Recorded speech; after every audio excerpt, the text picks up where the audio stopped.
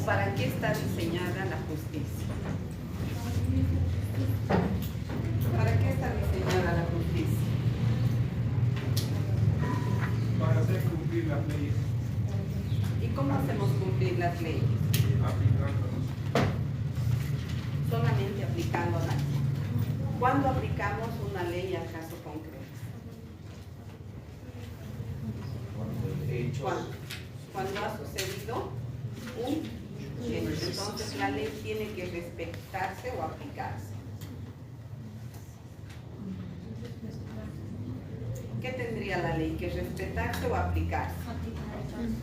Al caso concreto, pero antes de aplicarla deberíamos respetarla, porque ¿para qué creamos normas? Para aplicarlas, son genéricas las normas, ¿no? Para aplicarlas al caso concreto, de acuerdo a las necesidades de quién, de la sociedad, porque ciertas costumbres se van haciendo normas, leyes. Por ejemplo, si no hay una ley para aplicar a ese caso concreto, ¿qué hacemos? ¿A qué recurrimos? Normas análogas a jurisprudencia, doctrina, normas internacionales que nos permitan aplicar. Porque la justicia como justicia, ¿por quién está representada? Por el Estado. Ya, por el Estado. Y en figura, ¿qué nos vamos a la justicia? La diosa Temis. Qué hermosa es la diosa Temis, ¿no? Es tan perfecta. Lo perfecto es inhumano, pero la diosa Temis es perfecta. ¿Y por qué está con los ojos vendados? Para en el momento de aplicar la ley se abstenga. Pero ¿cómo está la justicia hoy en día? Ya todo el tiempo lo hemos ido hablando de que no aplicamos la ley a ese caso concreto como debería hacerse. Y hay innumerables ejemplos. En materia civil sucede lo mismo, estamos más. En materia penal tenemos muchos más ejemplos porque es a diario. Ayer han visto todo lo que ha sucedido. Sí. Entre el sábado y el domingo, ¿qué ha pasado? ¿Se han visto los feminicidios? En Santa Cruz, anoche a grandes rasgos, en un flash vi que un feminicida primero mató a su concubina y luego a una muchacha que trabajaba, me parece, con él, que también ha debido, y él mismo se ha entregado. Él se ha entregado. Acá en Cochabamba, el de Cochabamba ha sido terrible. El de Cochabamba ha sido terrible y es lo que vamos a hablar. Porque no es que solamente muere la persona y todo queda así. ¿Qué sucede? Son dos familias y las secuelas en estos niños. Desgraciadamente, repetimos estas conductas, escuchen por favor, repetimos estas conductas a lo largo de nuestra vida, porque crecemos en ello. Sé que uno de los niños, el más pequeño que estaba, parece con su mamá, ha querido defenderla y él más. Porque ha sido cruel, no sé. Creo que casi ha sido infanticidio más, porque al niño le han dado igual. Son 6 puñaladas que tiene el niño, porque la mamá tiene no sé cuántas puñaladas, ¿no? 20 puñaladas. ¿No? Así que todo aquello tenemos que aplicar la ley a ese caso concreto. Seguramente a qué se va a someter esta persona. A un procedimiento abreviado, ¿no? Pero ¿será que con eso la justicia va a quedar? No, porque hay niños desamparados, son 3 los hijos, los otros 2 tampoco pudieron hacer nada. Así que estamos viviendo donde todos los días la televisión, las redes sociales nos dan un flash. Han visto que han encontrado a la muchacha que estaba perdida acá en Cochabamba.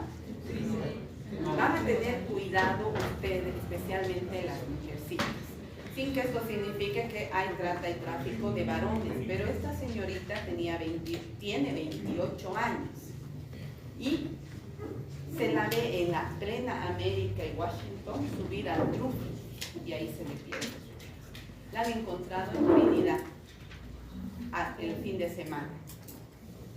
El fin de semana la han encontrado porque la estaban buscando en redes sociales, hemos debido compartir. Es que a veces compartimos, pero no leemos, porque hemos compartido la imagen de esta doctora, médico, que ha salido, allá ve, médico que ha salido, la han encontrado el fin de semana.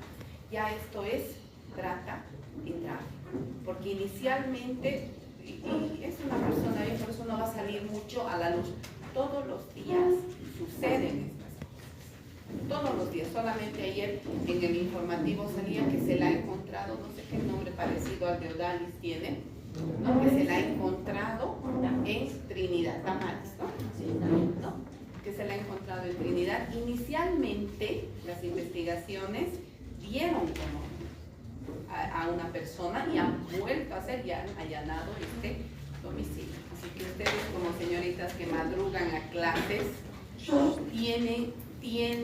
deben tener ese cuidado, no se arriesguen. Las redes sociales a nuestras hermanas, a veces caemos en tentaciones por muy jóvenes, niños, medianos o seamos viejos. A mi sobrina ha caído en una pirámide de $15,000, así, se ha buscado dinero de acá, de allá, y no obstante que ella es profesional y aún así nosotros caemos en esa tentación. Así que a ustedes la recomendación que vamos a hacer para evitar esto de la justicia, son tantos niños perdidos, tantos jóvenes perdidos, que la justicia no puede hacer nada. ¿Por qué? ¿Qué pasa? No estamos preparados para todo aquí. Pero no, esto no es aquí. El primer, esto de la trata y tráfico es redituable, más que el narcotráfico hoy en día. Han debido escuchar de esas páginas, hay unas páginas terribles, que si ustedes entran desde su perfil, los pueden seguir y son páginas que suceden los peores crímenes, no están pudiendo llegar a eso. Lo que hoy se está haciendo, hay una materia que el sistema se lleva, que es justamente para encontrar estos parámetros. Van ubicando dónde inclusive se ha podido, o sea, el lugar específico de dónde, ¿no? Publicamos la foto, ¿no? Pero a veces no decimos dónde estamos. Hoy en día se puede hacer esos experimentos para saber dónde se sacaron la foto, dónde hicieron todo aquello. Nosotros que estamos en Derecho, al final no implementaron la nueva carrera que era de forense, donde todas estas cosas en sistemas se están implementando para que ellos verifiquen y descubren dónde se sacó la foto. Y mucho cuidado que también con los celulares parece, ¿no? Para ubicarlo en el tiempo exacto. Así que como mujercitas nosotros estamos en la obligación a ustedes de impartirles esto y de que también vayan a la seguridad que debemos tener, porque no estamos liberados, los jóvenes, medianos, con mucha mayor razón los niños, ¿no? Y en nuestro país no hay una justicia que se esté administrando de manera correcta. ¿Qué va a suceder con la elección de los magistrados? Por lógica, ¿qué va a suceder? Va a haber un conflicto. Hay una razón por la cual se va a suspender. Hay un amparo que se ha interpuesto, ¿no? Y que cada quien mueve sus fichas a su antojo en este momento que la justicia, ¿no? ¿Por qué? Porque tenemos que manejar. Ayer han detenido a quién. Ha habido una detención, ¿no? Y es ese juego, que si bien son personas que han cometido hechos delictivos y evidentemente deben ser sancionados, ¿no? Porque viene una red, todo lo que se ha ido descubriendo para llegar a... ¿Pero han visto cuándo se descubrieron los hechos? El 2021. Pero como hoy tenemos que mover las fichas a nuestro antojo, utilizamos la justicia justamente para hacer todo esto. La justicia como justicia es casi perfecta porque va este delito se cometió, se va a sancionar de esta manera.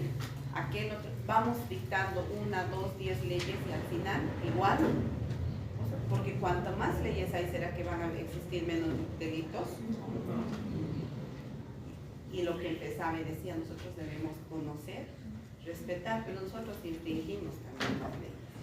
Ya cuando ustedes salgan van a ver cómo, ¿no? Aquí en las aulas tenemos que enseñar la parte procedimental. En su diario vivir ustedes van a aprender las manos. Doctor.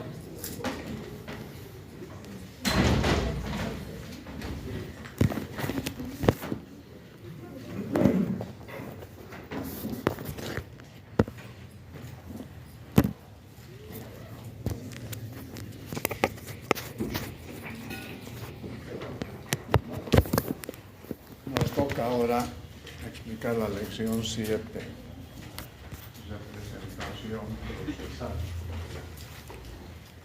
De las explicaciones pasadas podemos colegir lo siguiente.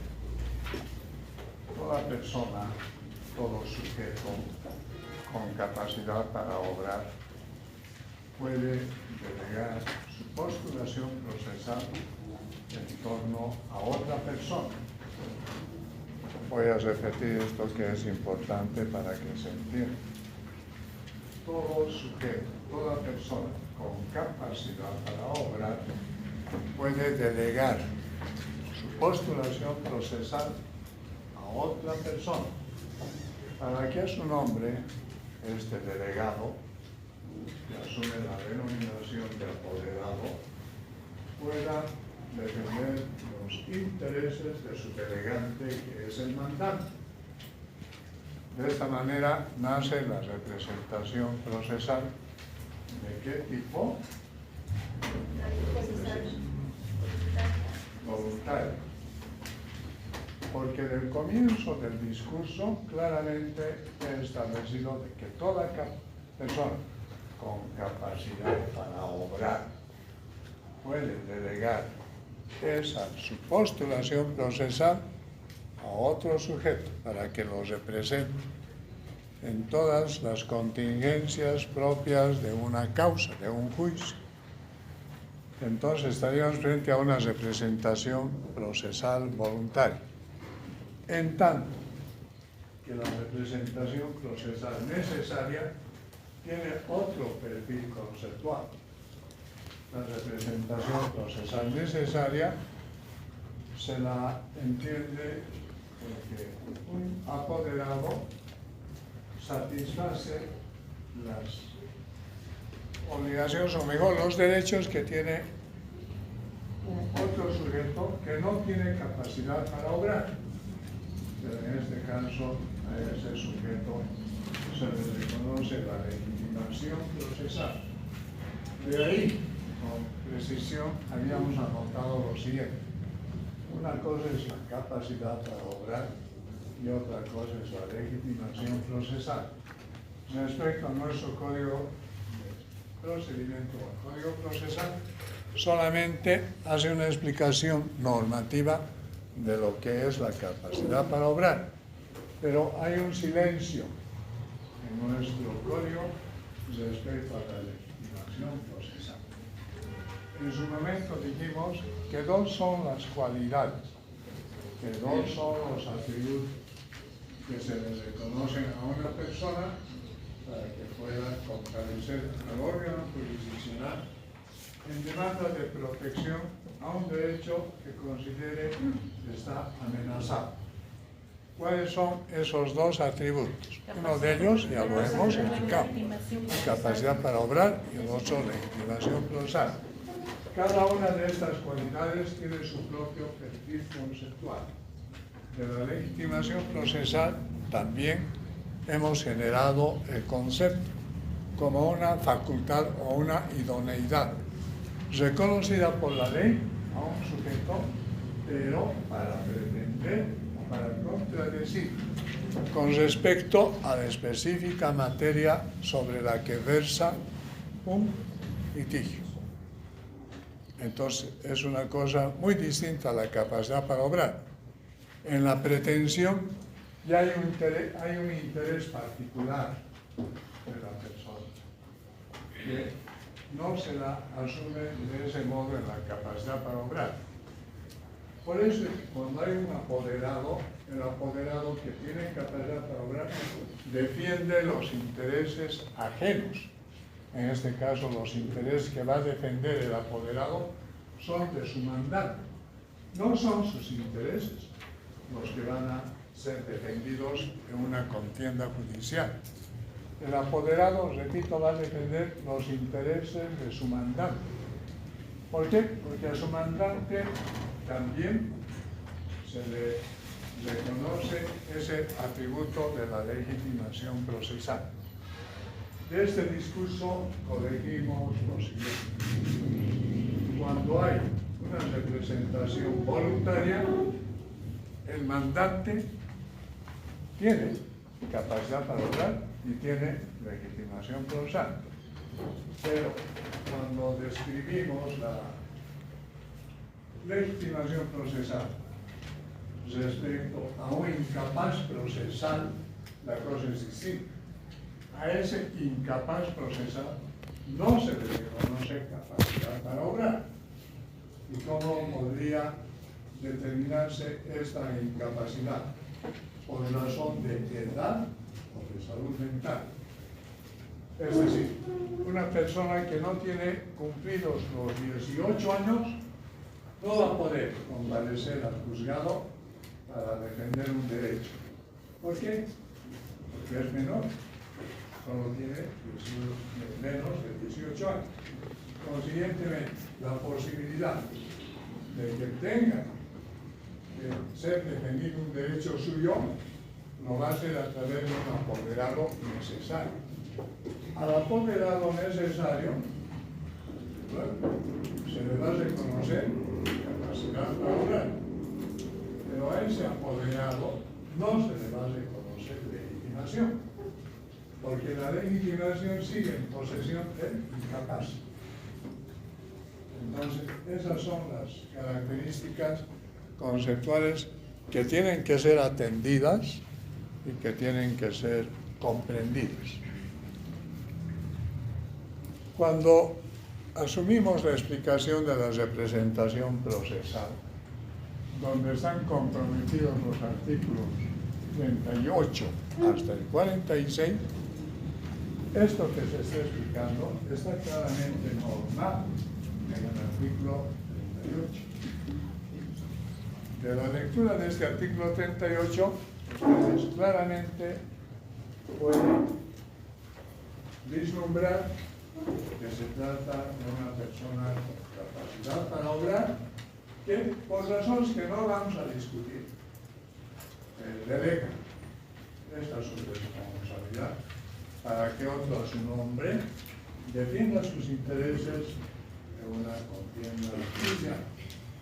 En este caso, el mandante puede no solamente nombrar a un apoderado, puede nombrar a 2, a 3, o más apoderados. Hay una multiplicidad de apoderados. Cada uno de estos apoderados tiene una responsabilidad de lo que va a hacer en esa contienda judicial. La pregunta es esta: ¿qué tipo de responsabilidad se le exige a los muchos apoderados que asumen la representación de un mandante? Voy a volver a repetir la pregunta. Decía que el mandante, de su libre y espontánea voluntad, puede nombrar más de un apoderado. Si nombra 2 o 3 apoderados, estos apoderados tienen una responsabilidad. ¿Qué tipo de responsabilidad es esta? ¿Perdón? Estoy hablando de responsabilidad.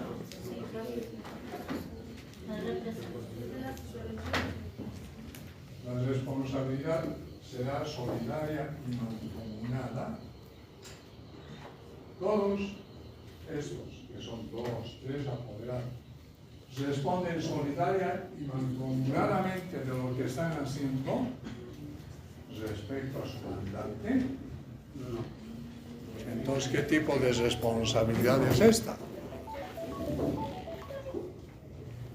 Y está en el código. Solo que lo estoy describiendo y lo estoy explicando utilizando un lenguaje accesible. Bien, para que se comprenda. No es responsabilidad solidaria y mancomunada. Estamos de acuerdo. Definitivamente no es esa. ¿Me comprende?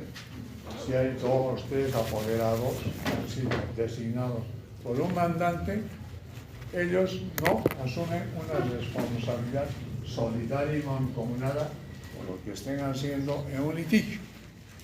Entonces, ¿qué tipo de responsabilidad es esta? Las que las leyes le imponen. Es una responsabilidad única e indivisible por lo que hacen. ¿Me comprende? Si son 2 o 3 apoderados, cada uno de ellos responde por lo que ha hecho. Y no asume la responsabilidad de lo que han hecho los otros. Porque si fuera así, esta responsabilidad ya no sería única. Ya sería una responsabilidad solidaria, mancomunada. ¿Se me comprende la explicación? Y esto es importante, porque si bien no está de esta manera normado, la interpretación que tenemos que hacer de los artículos que en este momento los estamos abordando deben ser de esta manera.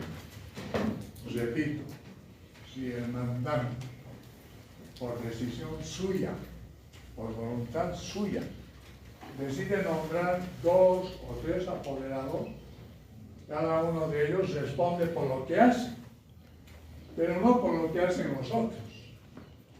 Por eso es que no es una responsabilidad solidaria, es una responsabilidad personal, particular, por lo que cada uno de ellos hace. ¿Se entiende? Vayamos, hay una disposición, creo que es el inmediato artículo, me confirma el 39, cuando dice representación judicial. Ya. Cuando se genere este tipo de la representación judicial, lo que hasta ahora hemos analizado es una representación voluntaria, la que hace el sujeto procesal por sí, por voluntad expresa suya. Puede ser el actor o puede ser el demandado. Pero de acuerdo a este artículo, ya no es una decisión de la parte. O sea, de la interpretación que estamos haciendo en este momento del artículo, esta representación judicial no nace de la decisión de la parte, del actor o del demandado. Por el contrario, es una decisión que se le confiere, que se le reconoce aquí. El nombre ya nos está ilustrando al juez. Por eso se dice, ¿qué se dice en el artículo? Representación o mandato judicial, ¿verdad? ¿Y cuándo se instituye este tipo de representación? Exime la voluntad del actor o del demandado. El nombre ya nos advierte que es una representación judicial y estamos de acuerdo en que es una atribución del juez. Pero en qué caso el juez podrá a su vez nombrar a un apoderado judicial. ¿Ya? En los casos en que sea un menor o en los casos en que haya una persona que padezca una enfermedad mental. Si no tuviera este menor de 18 años, un apoderado, o el enfermo mental tampoco tuviera un apoderado, va a ser el propio juez el que designe a un apoderado. Y ahí que se cubre esta necesidad para que el menor de 18 años pueda declarar un delito o enfermo mental, pueda defender su derecho, porque estos sujetos tienen legitimación procesal, pero lo que no tienen es capacidad para hablar. Y si no tienen apoderado, va a ser el juez. ¿Se cree? No sé si. Así es como debemos entender este artículo que esté en el 39. Sí. 39. Bien. En esta lectura que estamos haciendo respecto a las distintas disposiciones del Código Procesal Civil, surge una pregunta. La voy a formular de la siguiente manera, para que por medio de la lectura que estén haciendo del código puedan encontrar la respuesta correcta. ¿Cuál es el instrumento que va a plasmar, que va a materializar esa voluntad del sujeto para que nombre a un apoderado? El poder. El instrumento que va a plasmar la voluntad del mandante se va a materializar en la extensión de un poder. Ese poder que va a ser otorgado por el mandante va a tener que describir con precisión todas las acciones que van a ser llevadas a cabo por quién, por su apoderado. ¿Dónde? En la contienda, en el litigio para el que fue destinado, nombrado apoderado. Y en un litigio, en un proceso judicial, hay una serie de actividades,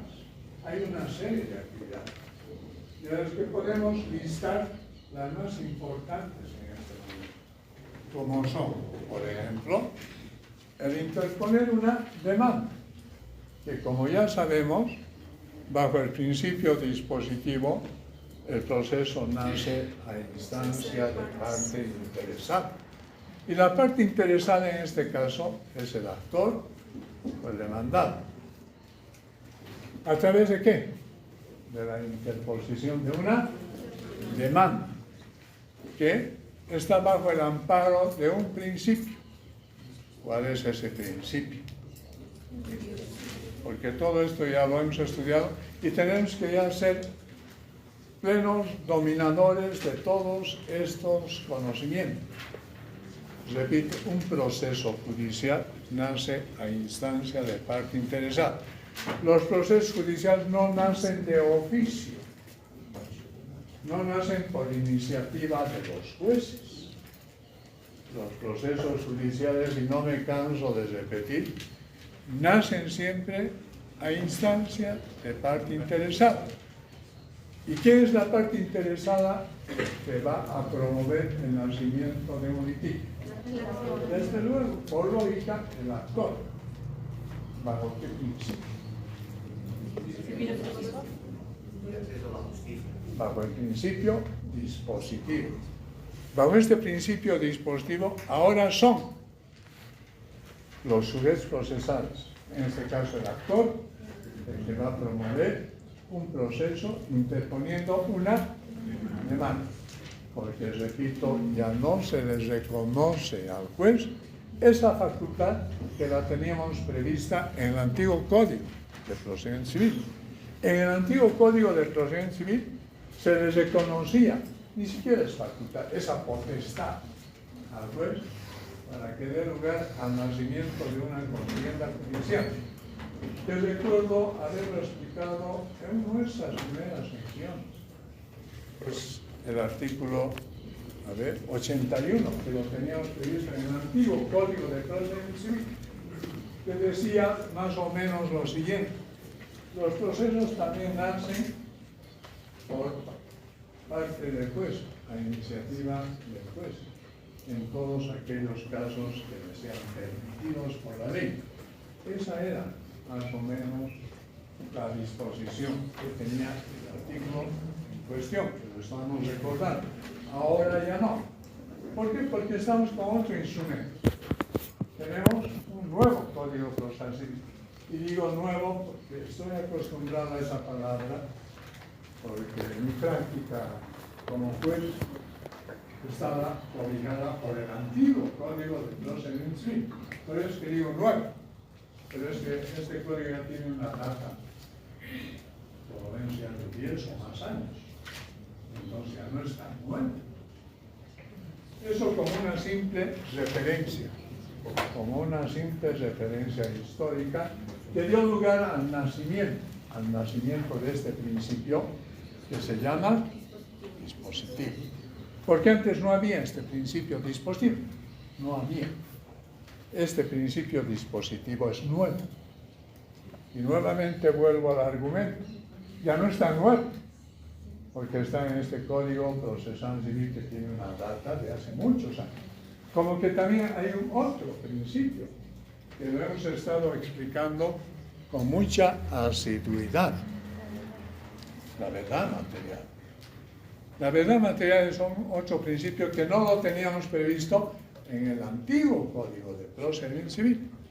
Por la verdad material, ahora se le da al juez la potestad de que por iniciativa propia, cuando no esté convencido de los hechos que han sido puestos en conocimiento por las partes, sea la propia autoridad judicial la encargada de generar pruebas. Y esto lo tenemos, repito, previsto por el tenor del numeral 16 del artículo 1, verdad material, que decía en su momento que este principio es transversal.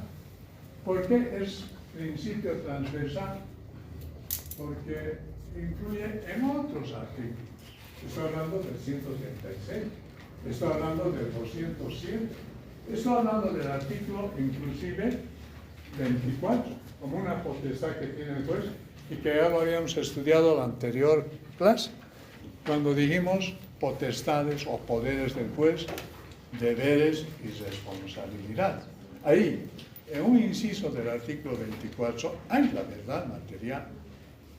Cuando se le reconoce al juez la potestad de que pueda, inclusive, convocar a personas que no hayan declarado como testigos, a que pueda realizar unas otras actuaciones procesales encaminadas ¿a qué? Encaminadas a que el juez forje convicción. Cuando se dice de que el juez debe forjar convicción, estoy queriendo significar de que el juez asume conocimiento de los hechos. Porque esos hechos, inicialmente, ¿por quiénes son conocidos? Por las partes. Y volvemos a esa explicación de la clase pasada. Si a las partes se les exige el conocimiento de los hechos, al juez ¿qué se le exige? Conocimiento del derecho. El juez tiene que ser versado en el derecho. Y las partes conocen los hechos, que van a ser puestos a conocimiento, a consideración del juez. ¿A través de qué actividad? A través de la producción de pruebas. De ahí que este artículo 3, que lo tenemos en el en el Código Procesal Civil, que dice lealtad procesal, buena fe y probidad, plasma esta explicación de la siguiente manera. El entender racional del derecho, hay una frase así, el entender racional del derecho y el conocimiento cierto de los hechos. Este entender racional del derecho y conocimiento cierto de los hechos respecto a qué sujeto procesal, a las partes, a la autoridad demandada. Porque pues, repito nuevamente, es versado en derecho. Entonces, el entender racional del derecho recae sobre el autor y el demandado. Y también sobre el autor y el demandado recae el conocimiento cierto de los hechos, que están así descritos en este artículo 3. Bien. Estas explicaciones creo que son las fundamentales y que cubren nuestras necesidades de comprensión de los artículos que en este momento pues estamos revelando. Ahora, hay algo que es también novedoso en el Código Procesal Civil que estamos utilizando, que es ese artículo novedoso y que tenemos que explicaros con un poquito de precisión, porque de la sola lectura que hagamos de este artículo, que lo voy a explicar enseguida, no lo vamos a entender. Estamos revelando que debe contener un poder, que es el instrumento por el que va a participar, por el que va a actuar quién, el apoderado. En ese poder tendrán que determinarse las acciones que van a ser emprendidas por el apoderado para que defienda los intereses de su mandante. No, en un litigio. Hemos hablado de la interposición de demanda. Y ahí en el poder no solamente tendrá que revelarse esta acción, también la interposición de recursos ordinarios, extraordinarios, oposición de excepciones, planteamiento de incidentes, la reconvención, si acaso así corresponde a los intereses de su defendido. ¿Qué otros aspectos más tendrían que estar establecidos en ese poder? Todo lo que concierne a la calidad propia de una contienda judicial. Pero, aquí está el pero. Si hay algunas cosas que no están previstas en el poder, se entiende que tienen que ser asumidas por el apoderado. ¿Por qué tienen que ser asumidas por el apoderado? Así no lo tengamos claramente establecido en el poder. Porque de una contienda judicial se deduce de que tiene que contestar a la demanda, el apoderado, en este caso instituido por quién, por el demandado. Si no habría esa precisión de que el apoderado del demandado debe contestar a la demanda, no por eso el poder va a ser rechazado. Es lógica de que el apoderado del demandado tenga que emprender estas acciones, así no estén claramente previstas en el poder. Pero hay algunas acciones que necesariamente, y eso es lo que quiero que ustedes entiendan, hay algunas acciones que necesariamente tienen que estar previstas en el poder, porque si no están previstas en el poder, este instrumento va a ser declarado insuficiente. ¿Y cuáles son estas actividades que necesariamente tienen que estar previstas en el poder? Aquellas en torno a la defensa de derechos personales. ¿Cuáles son estas actividades que se encuadran en este epígrafe de emprendimiento de derechos personalísimos? Por ejemplo, todo lo que corresponde a los modos extraordinarios de conclusión de un proceso. Por lógica, sabemos que una contienda penal, un litigio, va a concluir con el pronunciamiento de una declaradora. Pero hay otras instituciones que determinan que los procesos judiciales concluyan de una manera distinta al pronunciamiento de la sentencia. ¿Y cuáles son esas otras instituciones? Conciliación. ¿Qué dijo? Conciliación. Ya.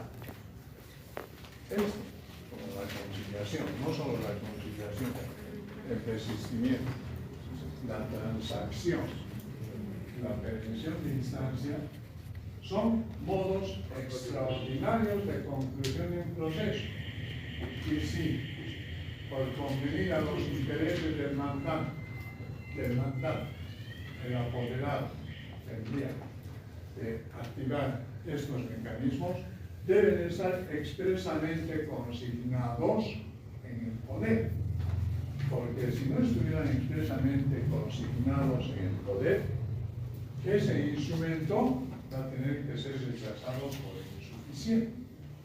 Ahí en el poder, por el mandante, se tiene que autorizarle al apoderado para que también, de acuerdo a las circunstancias del caso, tenga que interponer estos modos anormales o extraordinarios de conclusión de un proceso, como son la conciliación, la transacción, el desistimiento, la prevención de instancia, que son institutos, repito, que se parecen a la sentencia, pero que por su naturaleza son distintos a la sentencia.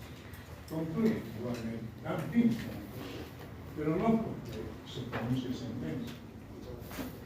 Por eso son modos extraordinarios de conclusión de un proceso, y creo que es la forma en que están celebrados en nuestro Código Procesal Civil, porque en la doctrina se los conoce como modos anormales de conclusión de un proceso, que son la misma cosa. Modos anormales o modos extraordinarios de conclusión de un proceso tienen el mismo significado. ¿Bien? Pero eso tiene que estar expresamente previsto. ¿Dónde? Porque si no está, y el apoderado de repente quiera promover una conciliación, el juez le va a decir, no puede, porque aquí no está autorizado por su mandante a promover una conciliación. O si el apoderado quiere laxar, el juez de repente le va a decir, no, en el poder no aparece esa facultad. Todo esto tiene que estar escrito claramente previsto en el poder. ¿Qué muchas cosas más tienen que estar claramente previstas en el poder y que van a dar lugar al análisis de una disposición expresa que la vamos a explicar luego? El hecho de que el apoderado tenga a su vez la facultad de nombrar a otro apoderado. Eso tiene que estar claramente previsto. De esta situación se coliga la existencia de lo que dice el Código Procesal Civil. Quiero que en este momento me ayuden el artículo. La delegación del poder, creo que dice así. Ya, ¿cuál es el nombre? Más fuerte, por favor. Sustitución y delegación del mandato. Sustitución y delegación del mandato. ¿Cómo explicamos este artículo?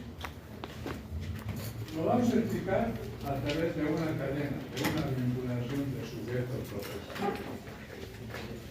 Comenzando con la exposición que iniciamos. La persona con capacidad para obrar puede nombrar a un apoderado. Estamos frente a una representación voluntaria. ¿Sí? ¿Quién va a defender a su nombre, sus intereses? El apoderado.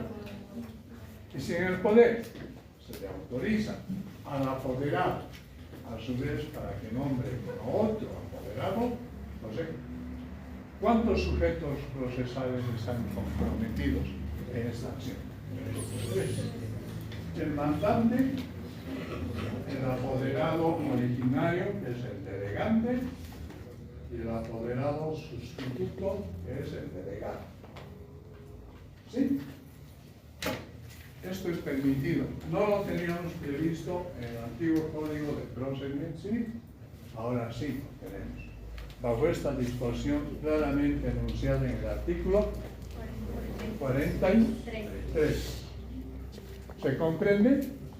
En el escenario jurídico procesal, a través de este artículo 43, en ese escenario jurídico van a aparecer tres sujetos. ¿Quiénes son? El mandante decide nombrar a un apoderado.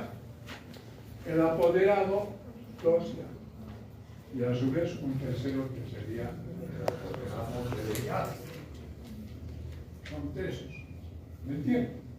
Pero todo esto a expreso consentimiento, quiero que se entienda esto, a expreso consentimiento ¿de quién? Del mandante. Porque si el mandante no quiere que esto suceda, no. Solamente la relación sería entre él y su apoderado.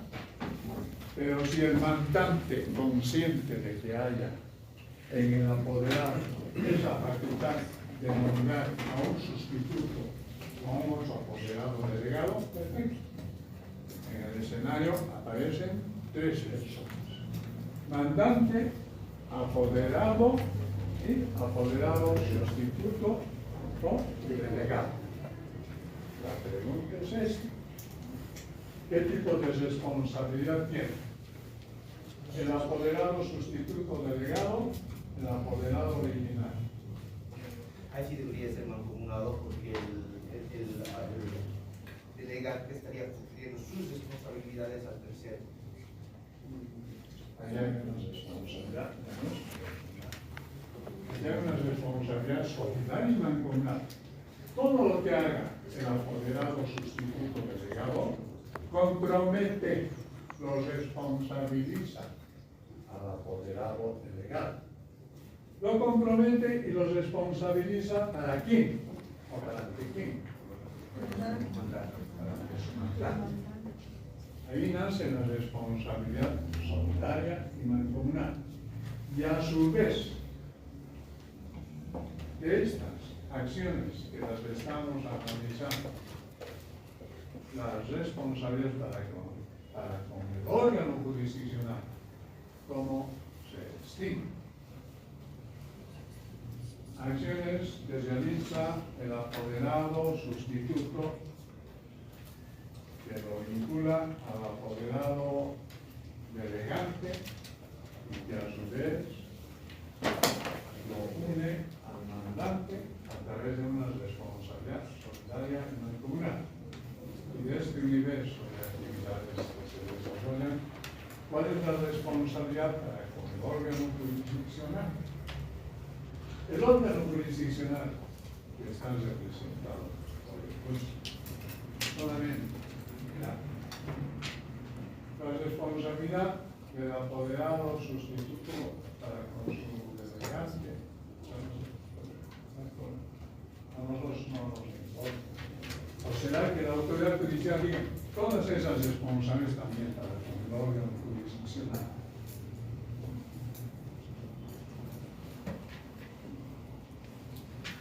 ¿Será que esta responsabilidad que ya la hemos revelado por su nombre, solidaria, tiene ese sesgo que no va a poder de ninguna manera vincularse con el órgano jurisdiccional? Pues que el órgano jurisdiccional también tendrá que tomar partido y dirá esas responsabilidades también comprometen al órgano jurisdiccional. Para que su titular, que es el juez, en su momento tenga que emitir una resolución judicial. ¿Me han entendido la pregunta?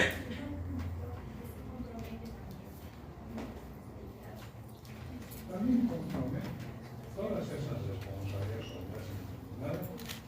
Lo vinculan al órgano jurisdiccional, o sea, al juez, para que el juez, a través de una decisión, porque los jueces, ¿qué es lo que hace una condena judicial? Proceso judicial, para que a su vez el juez, si es necesario, tenga que esclarecer el panorama con estas responsabilidades, emitiendo una resolución. Puede ser un autointerlocutor, o puede ser en el momento en que pronuncie una sentencia en la que estima que esas acciones inconsultamente no estaban amparadas por la responsabilidad social y mancomunidad y han afectado los intereses del contrario. ¿Quién sería el contrario? Si esto se origina como consecuencia de un actor, los intereses del contrario serán demandados. Entonces sí, lo vinculan, como dice también el órgano eso está claramente establecido, analizado y comprendido este artículo que es el 40.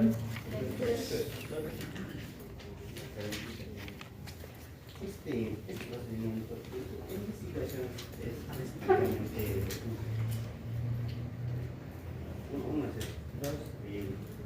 también existiría con el apoderado, delegado y el delegante una sustitución de funciones? No, ya no puede eso implicaría una cadena indefinida. No, las leyes en este caso tienen un sesgo. No, marco expresa disposición de la ley al apoderado primario, si se me permite el término, por expreso consentimiento del demandante, se le permite que puede nombrar a un apoderado sustituto delegado, no más. Lo que haga el apoderado sustituto delegado compromete al apoderado principal y a su vez también lo compromete respecto a su mandato. No hay más. Está comprendida la explicación. Y lo vincula al órgano jurisdiccional. Porque de repente actitudes presumidas de inconducta procesal por estos sujetos procesales tengan que vulnerar derechos ¿de quién? Del rival. ¿Quién sería el rival? La otra parte. Puede ser el actor, puede ser demandado. Y esto tiene que ser protegido por decisiones judiciales. Es decir, por resoluciones judiciales, sí, fundadas, que en su caso tengan que ser emitidas por el juez. Bien, cesación de la representación. Estamos hablando de la representación extrafprocesal. Esta representación cesa, es decir,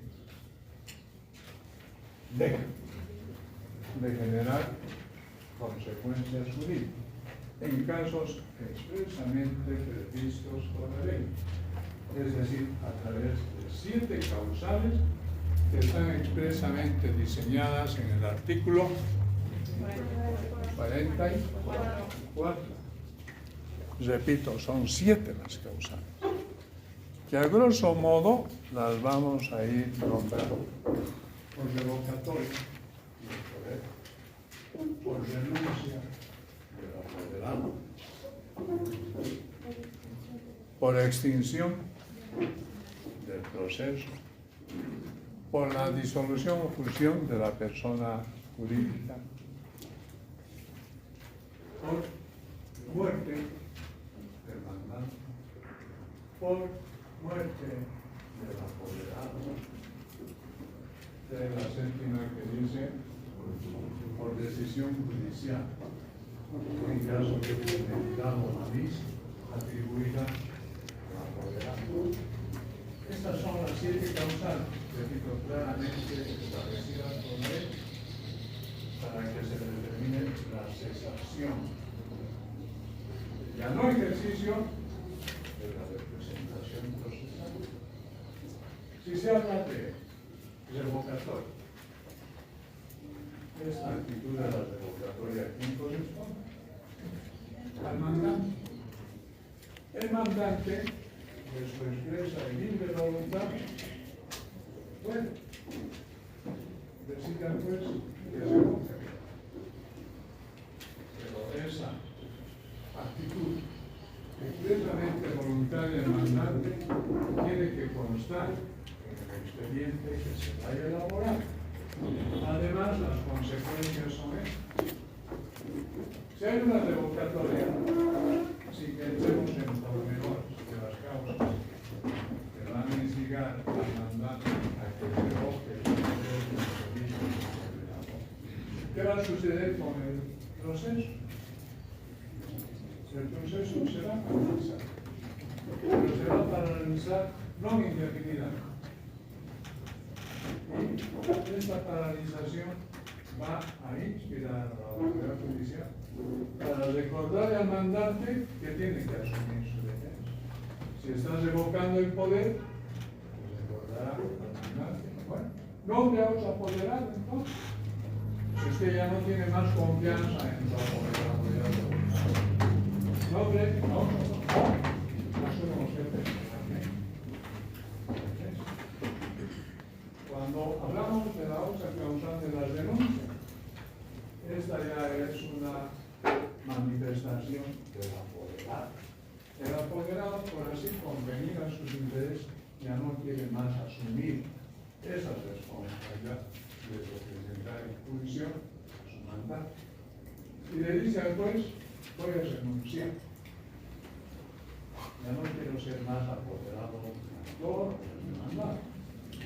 ¿Qué va a hacer el juez? El juez, bien, va a paralizar la prosecución de la causa y le va a hacer saber al mandante de que tiene que nombrar a un otro apoderado, si quiere necesario, que debe asumir personalmente su defensa. Y le va a decir al renunciante, al apoderado renunciante, que el hecho de que haya expresamente renunciado no significa que deje de lado toda responsabilidad en torno a la causa. Tiene que seguir hasta que el mandante resuelva asumir su defensa o nombrar a otro apoderado. A cuyo efecto el juez va a conceder un plazo. Pueden ser 3 días. En tercero día, no. El mandante deberá nombrar a otro apoderado o deberá asumir personalmente su defensa. Bien, por extinción de la persona jurídica. ¿Se entiende? Es clara. Las personas jurídicas o colectivas, como aquí están nombradas en el Código Procesal, tienen un mismo proceso parecido al de la persona natural. Nace, crece, hasta se muere, cuando se ha cumplido los requisitos. Si una persona jurídica ha cumplido con el propósito para el que inicialmente se diseñó su existencia, y los apoderados que estuvieran asumiendo la defensa de los derechos de esa persona jurídica ya no tendrían que estar en ese aspecto de las causas judiciales. Igualmente cesaría la representación de estas personas una vez vencidas las fases o las etapas de la liquidación de esa persona jurídica. Cuando haya concluido el proceso, que es otra causa, el sentido común exime de cualquier otra explicación. Se considera concluido el proceso. Sabemos que una contienda judicial concluye con el pronunciamiento de una sentencia. Y si la sentencia ha adquirido autoridad de cosa juzgada, o sea, ejecutoriada, ya no hay necesidad de que sigan existiendo. Cuando hubiera fallecido el mandante, bueno, en este caso, si ha fallecido el mandante, el proceso se paraliza, se suspende por decisión del juez a través de una resolución fundamental y tendrá que convocarse a los herederos del causante para que comparezca al órgano jurisdiccional y resuelvan por sí asumir la defensa del causante o nombrar o ratificar o confirmar la designación de la apoderado. Y como el juez no conoce el domicilio del paradero de los herederos, la forma de la citación a estos sujetos procesales se lo va a hacer por el no estoy diciendo por edictos, por edicto. Es decir, solamente se autorizará la publicación de un solo, para que un plazo no mayor a los 60 días desde que se hubiera publicado, comparezca los herederos del causante, con las consecuencias de declararse la rebeldía o la extinción de la casa. Aquí hay dos enteramientos que deben ser claramente analizados: las consecuencias de extinción o la declaratoria de rebeldía. La pregunta es esta: extinción del proceso de causa como penalidad impuesta por el juez o la incomparecencia de los herederos ¿de quién? Del demandante. Extinción, sí. La penalidad entonces asumiría los herederos demandantes. Se extingue. ¿Quién batiría palmas? El demandante. Pero si la incomparecencia de los herederos se les atribuye a los de parte demandada, ahí se declara bien, porque el interés es incólume respecto a los derechos que están siendo defendidos por el actor. No tendría que determinarse la extinción de la causa, que ese sería un perjuicio del actor. Entonces, el proceso va a continuar. Pero vamos a continuar bajo la penalidad de que los herederos incomparecientes sean declarados rebeldes. Bien, si hubiera muerto el apoderado, ¿cuáles son las consecuencias? Casi son parecidas. El proceso se va a parar. Y el juez va a tener que combinar al mandante para que reciba lo que va a hacer. ¿Sí? Asume la defensa por sí o nombra a otro apoderado. Desde luego dentro de un plazo expresamente establecido por el juez. Este plazo no es legal, la ley ya lo está. Cuando se dice plazos establecidos por la autoridad judicial, se entiende que estos plazos son judiciales y no son legales. Porque cuando los plazos están prevenidos en la norma, son plazos legales. Cuando están librados a la discreción y a la facultad de los jueces, son plazos judiciales. Cuando están librados a la voluntad de las partes, son plazos entendidos por las partes. Y ahí hay varias clases de plazos en su momento y a través de una lección específica los vamos a denunciar, los vamos a distinguir. Luego, por decisión judicial fundada en la que se declare la temeridad. ¿La temeridad de quién? De los apoderados. Es posible que en la práctica, en el escenario forense, la actitud del apoderado sea de manifiesto entorpecimiento al desarrollo normal de una condición artificial. Y para eso la ley le reconoce al juez una facultad, la facultad de declarar la temeridad o la malicia del apoderado. En consecuencia, si esa decisión se consolida, cesa la representación del declarado malicioso que es el apoderado. Bien, eso con respecto a la cesación de la representación. Puede ser que en una contienda judicial haya pluralidad de sujetos procesales. Pluralidad de sujetos procesales, pero desde el aspecto de su compromiso con la contienda judicial.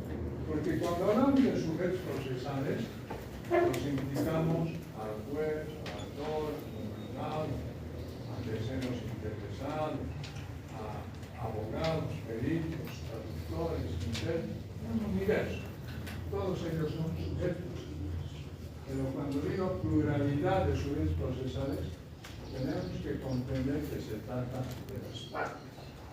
Es decir, pueden haber muchos demandantes, como también pueden existir en una contienda judicial, muchos demandantes. Ante esta pluralidad de partes, ¿qué va a ser el juez?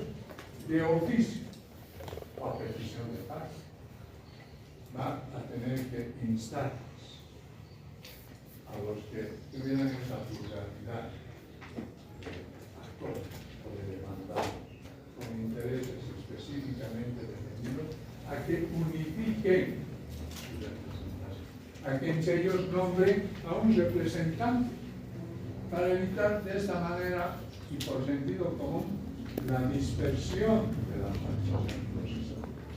Porque, a ver, vayamos a leer de que sean 5 los actores que tienen comprometidos los mismos intereses que estén discutiendo sobre el mismo hecho por la misma causa. Las notificaciones implicarían, pues, primero, pérdida de tiempo. Notificar al abogado